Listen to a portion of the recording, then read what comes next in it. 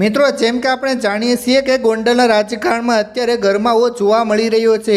તાજેતરમાં પૂર્વ ધારાસભ્ય જયરાજસિંહ જાડેજાએ એક સભામાં વિરોધ પક્ષ પર આકરા પ્રહારો કર્યા છે। નરેશ પટેલ વિશે ટિપ્પણી હોય કે ગોંડલને મિર્ઝાપુર કહેનારાઓને જવાબ। જયરાજસિંહ આજે મૂડમાં હતા। શું છે આખી વિગત? ચાલો જાણીએ આજના આ ખાસ વિડીયોમાં। નરેશ પટેલ અને સામાજિક એકતા મિત્રો, વિડીયોની શરૂઆતમાં જયરાજસિંહે ખોડલધામના ટ્રસ્ટી નરેશ પટેલનો ઉલ્લેખ કર્યો હતો। તેમણે સ્પષ્ટ શબ્દોમાં કહ્યું હતું કે જે વ્યક્તિએ સૌરાષ્ટ્રના લેવો પટેલ સમાજને એક તાંતણે બાંધવાનું કામ કર્યું છે તેમના વિશે વિરોધ પક્ષ દ્વારા કરવામાં આવતી ટિપ્પણીઓ અશોભનીય છે।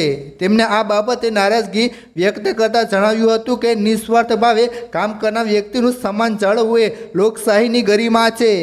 ગોંડલની ઓળખ મિર્ઝાપુર નહીં ઉર્જાપુર। મિત્રો, જયરાજસિંહે એક નવો વિચાર રજૂ કર્યો છે।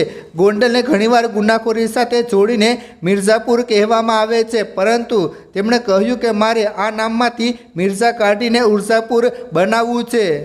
તેમના મતે ઉર્જાપુર એટલે એવું શહેર છે વીજળી તાકાત અને લોકોના ચહેરા પરની ઉર્જાથી ભરપૂર હોય। સાથે જ તેમણે મહારાજા ભગવતસિંહના વારસાને પણ યાદ કર્યો। ભગવદ્રોહ મંડળ જેવો મહાન શબ્દકોશ જેની નકલ સુપ્રીમ કોર્ટની લાઇબ્રેરીમાં પણ રાખવામાં આવી છે તે ગોંડલનું ગૌરવ છે। વિરોધ પક્ષ અને ચૂંટણીના સમીકરણો પર પ્રહાર। મિત્રો, જયરાજસિંહે વિરોધ પક્ષ કોંગ્રેસ પર કટાક્ષ કરતા કહ્યું કે મરેલાને મારવામાં મારે કોઈ રસ નથી। તેમણે હસતા હસતા જણાવ્યું કે ગોંડલની 44 બેઠકો પર વિરોધ પક્ષને ઉમેદવારો શોધવામાં પણ ફાંકા પડી રહ્યા છે। જે લોકો પોતાને 27 ઉમેદવારોને સાચવી શકતા નથી તેમને જૂનાગઢ લઈ જવા પડે છે।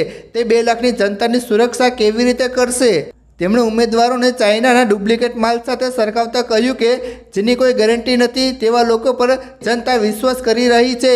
વિકાસના કામો અને 30 વર્ષનો અનુભવ। મિત્રો, વિરોધ પક્ષ દ્વારા કરવામાં આવતા આક્ષેપો કે ગોંડલમાં રસ્તા નથી તેના પર વળતો પ્રહાર કરતા જયરાજસિંહ જાડેજાએ કહ્યું હતું કે તેઓ 30 વર્ષથી આ ભૂમિની સેવા કરી રહ્યા છે।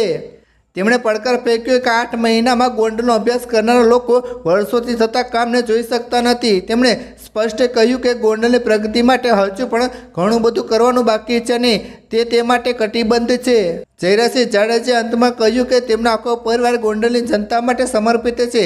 તેમની આ સભાએ ગોંડલના રાજકારણમાં નવી ચર્ચાઓ છેડી દીધી છે। તો મિત્રો, તમને શું લાગે છે? શું ગોંડલ ખરેખર ઉર્જાપુર બનવા તરફ જઈ રહ્યું છે?